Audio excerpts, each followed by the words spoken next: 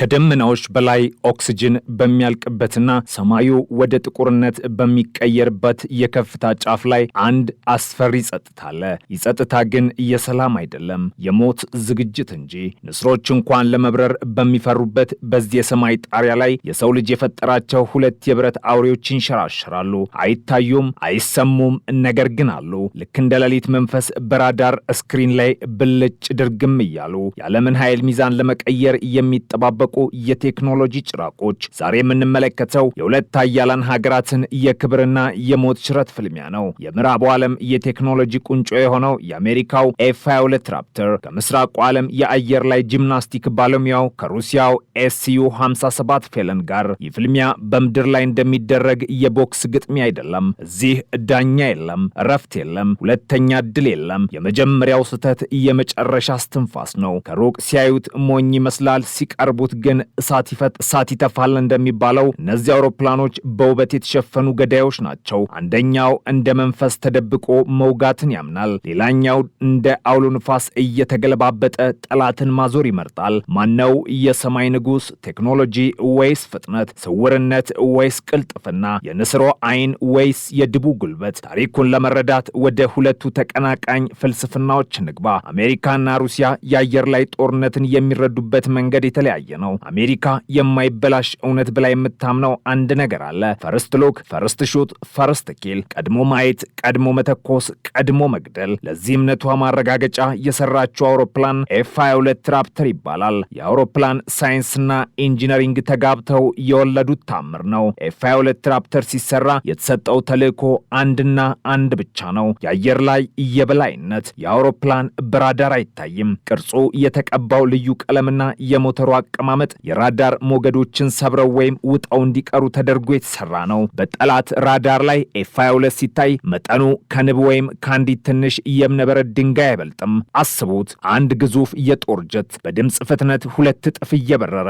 ሚሳይሎችን ታጥቆ፣ ነገር ግን በራዳር ላይ እንደ ዝንብ ይታያል። ለጠላት የመጨረሻው ቅዠት ነው። ጠላት አንድ ነገር አለ ብሎ ሲጠራጠር ራፕተሩ ሚሳኤሉን አርከፍክፎ ወደ ማረፊያው ተመልሷል። የኤፍ-22 ሌላው አስማት ሱፐር ክሩስ ይባላል። አብዛኞቹ ጄቶች ከድምፅ ፍጥነት በላይ ለመብረር አፍተር በርነር ወይም የሞተር ማቀጣጠያ በከፍተኛ ሁኔታ መጠቀም አለባቸው። ይህ ደግሞ ነዳጅ ይጨርሳል፣ እንዲሁም ከፍተኛ ሙቀት ስለሚፈጥር በጠላት ካሜራ በቀላሉ ያስመታል። ኤፍ-22 ግን ያለ አፍተር በርነር በጸጥታና በተረጋጋ ሞተር ከድምፅ ፍጥነት በላይ ለረጅም ሰዓታት መብረር ይችላል። ልክ እንደ ማራቶን ሯጭ ሳይሆን እንደ አቦ ሸማኔ ነው። ፈጣን ግን የማይደክመው። አሁን ደግሞ ወደ ምስራቁ ንዙር፣ ወደ ሩሲያ።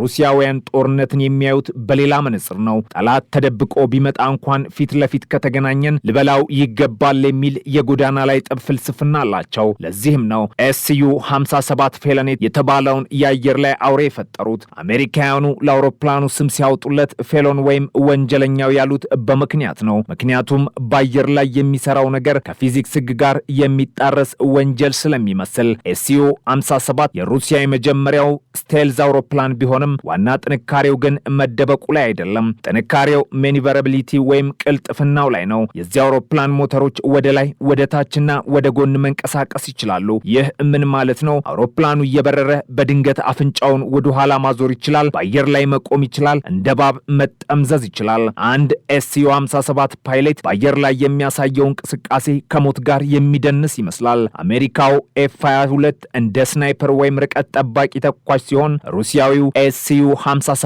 ደግሞ እንደ ካራቴ ሻምፒዮን ነው። ከተጠጋው ይሰብርሃል። ኤስዩ-57 የታጠቀው መሳሪያ ብዛትም ያስፈራል። ረዥም ርቀት የሚምዘገዘጉ ሚሳኤሎች ብቻ ሳይሆኑ ለቅርብ ውጊያ የሚሆኑ መድፎችና የአሜሪካን አውሮፕላኖችን ለማደን የተሰሩ ልዩ ራዳሮች አሉት። ሩሲያውያን የማይታይ ነገር የለም፣ በደንብ ያልተፈለገ ነገር እንጂ ብለው ያምናሉ። የኤስዩ-57 ክንፎች ውስጥ የተደበቁ ራዳሮች የአሜሪካውን ኤፍ-22 ዱካ ለመለየት የተሰሩ ናቸው። እንግዲህ ዋናው ጥያቄ የሚመጣው እዚህ ላይ ነው። እነዚህ ሁለት የሰማይ አማልክት ፊት ለፊት ቢገናኙ ምን ይፈጠራል? እስቲ በምናባችን አንድ የጦርነት ሁኔታ እንሳል። ሰማዩ ጠርቷል፣ ደመናም የለም። ሁለት የኤፍ-22 ራፕተሮችና ሁለት ኤስዩ-57 ፌሌኖች በተቃራኒ አቅጣጫ እየተምዘገዘጉ ነው።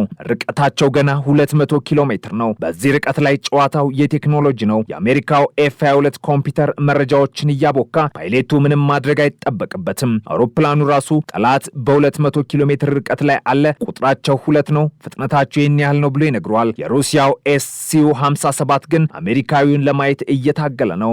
F-22 የመደበቅ አቅም እዚህ ላይ ወሳኝ ይሆናል። አሜሪካዊው ፓይሌት በረዥሙ ይተነፍሳል። ጣቱ ቀስ ብሎ የሚሳኤል ማስወንጨፊያ ቁልፉን ተጫነ። ፎክስ 3 የሚል ድምፅ ሬዲዮ ላይ ተሰማ። ከአሜሪካ አውሮፕላን ሆድ ውስጥ M120D የተባለ ገዳይ ሚሳኤል ተለቀቀ። ይህ ሚሳኤል በሰዓት 4000 ኪሎ ሜትር እየበረረ ወደ ሩሲያ አውሮፕላን አመራ። በዚህ ወቅት የሩሲያው ፓይሌት ገና ጠላት የት እንዳለ እያሰሰ ነው። ድንገት የአደጋ ማስጠንቀቂያ ደወል በSU-57 ኮክፒት ውስጥ ጮኸ። ሚሳኤል እየመጣ ነው። እዚህ ጋር ነው የሩሲያው አውሮፕላን ልዩ ብቃት የሚመጣው። SU-57 ፍጥነቱን ጨመረ። አፍንጫውን ወደ ሰማይ ሰቀለ። በአየር ላይ የ360 ዲግሪ እብድ የሚመስል ጥምዝምዝ ሰራ።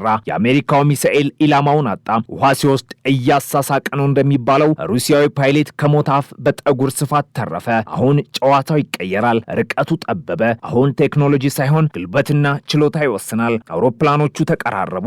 አሁን አይን ላይን የሚተያዩበት ዶግፋይት ወይም የአየር ላይ ትግል ይጀምራል። ይህ የአሜሪካው F-22 የማይፈልገው ሜዳ። F-22 የተሰራው ከርቀት ገድሎ ለመመለስ እንጂ እንደ ቦክሰኛ ለመደባደብ አይደለም። SU-57 ግን የጠበቀው ይህንን ቀን ነበር። የሩሲያው ጄት ሞተሮች ሳተፉ። አውሮፕላኑ እንደ ቅጠል እየተገለባበጠ የF-22ን ጅራት ለመያዝ ሞከረም። F-22ም አልቻለም። የሱም ሞተሮች ስላላቸው እንደ ንስር እየተጠማዘዘ ለማምለጥ እናም ለማጥቃት ሞከረም። ሰማዩ በሚሳኤል ጭስና በጄት ድምፅ ተሞላ። SU-57 በአየር ላይ ቆሞ አፍንጫውን ወደ ታች በመድፋት F-22ን ለማጥመድ ሞከረ። አሜሪካዊ ፓይሌት በከፍተኛ የጂፎርስ ጫና ውስጥ ሆኖ ደምስሮቹ ሊፈነዱ ደርሷል። በዚህ ቅስፈት የሚያሸንፈው አውሮፕላኑ ሳይሆን ፓይሌቱ ነው። ማነው ቶሎ የወሰነው? ማነው ፍርሃቱን ያሸነፈው? በዚህ የቅርብ ውጊያ ብዙ ወታደራዊ ተንታኞች እንደሚስማሙት የሩሲያው SU-57 የላቀ ድል ይኖረዋል። ምክንያቱም የተሰራው ለዚህ ነው፣ ለመገለባበጥ፣ ለመጠምዘዝና በቅርብ ርቀት ለመዋጋት። የአሜሪካው F-22 እድሉ ያለው ርቀቱ ሳይጠብ በፊት ማንም ሳያየው ከጨለማው መጋረጃ ጀርባ ሆኖ መርፌውን መወርወር ላይ ነበር። አንዴ ከተያየ፣ አንዴ ከተጋለጠ የማይታየው መንፈስ ወደ ተራ የሚታይ ኢላማ ይቀየራል። ነገር ግን አንድ እውነት አለ። የውጊያ በወረቀት ላይ ብቻ ነው የሚሰራው። በተጨባጭ ዓለም ውስጥ የአሜሪካው F-22 ብቻውን አይመጣም። ከኋላው ሌሎች F-35 አውሮፕላኖች፣ በሰማይ ላይ ግዙፍ የአዋክስ ራዳሮች አውሮፕላኖችና በሳተላይት የተደገፈ መረብ አለው። F-22 የቡድን ተጫዋች ነው። SU-57 ደግሞ ብቸኛው ተኩላ። ድር ቢያብር አንበሳ ያስር እንደሚባለው የአሜሪካው የአየር ኃይል ጥንካሬው በኔትወርክ ውስጥ ነው።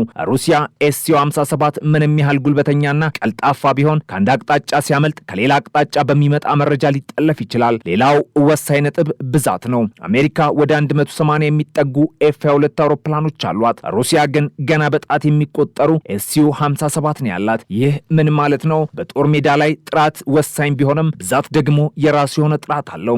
አንድ SU-57 5 F-22ን መጣል ቢችል እንኳን ስድስተኛው ይጥለዋል። ታዲያ ማን ነው የሰማዩ ንጉሥ? መልሱ እንደ ሁኔታው ይለያያል። ጦርነቱ የሚካሄደው ከርቀት ከሆነ፣ ራዳር በማያው ርቀት ከሆነ የአሜሪካው F-22 ራፕተር ያለ ጥርጥር ንጉሥ ነው። ጠላትን አይቶ መጥቶ ወደ ቤቱ ሻይ ሊጠጣ ይገባል። ጠላት ማን እንደመታው እንኳን ሳያውቅ። ነገር ግን ጦርነቱ በአጋጣሚ ተቀራርቦ ወደ ጉልበት ከተቀየረ የሩሲያው SU-57 ፌለን እንደ ተራበ ድብ አደገኛ ነው። ቅልጥፍናውና የጦር መሳሪያ መሸከም አቅሙ አስፈሪና ተቀናቃኝ ያደርገዋል። በቴክኖሎጂው ዓለም አንድ አባባል አለ። F-22 የተሰራው ጦርነትን ሳትጀምር ለማሸነፍ ነው። SU-57 የተሰራው ደግሞ ጦርነቱ ከተጀመረ በኋላ በሕይወት ለመትረፍ ነው። አሜሪካዊው ሰላም አስከባሪ መንፈስ ሲሆን፣ ሩሲያዊ ደግሞ የጦር ሜዳው ግላዲያተር ነው። የታሪክ ግን በብረትና በቴክኖሎጂ ብቻ አያበቃም። የአውሮፕላኖቹ ዋጋ ራሱ ሌላ ጦርነት ነው። አንድ F-22ን ለመስራት በመቶ ሚሊዮኖች የሚቆጠር ዶላር ይፈጃል። የጥገና ወጪው የሀገር በጀት ያህል ነው። SU-57ም ቢሆን ርካሽ አይደለም።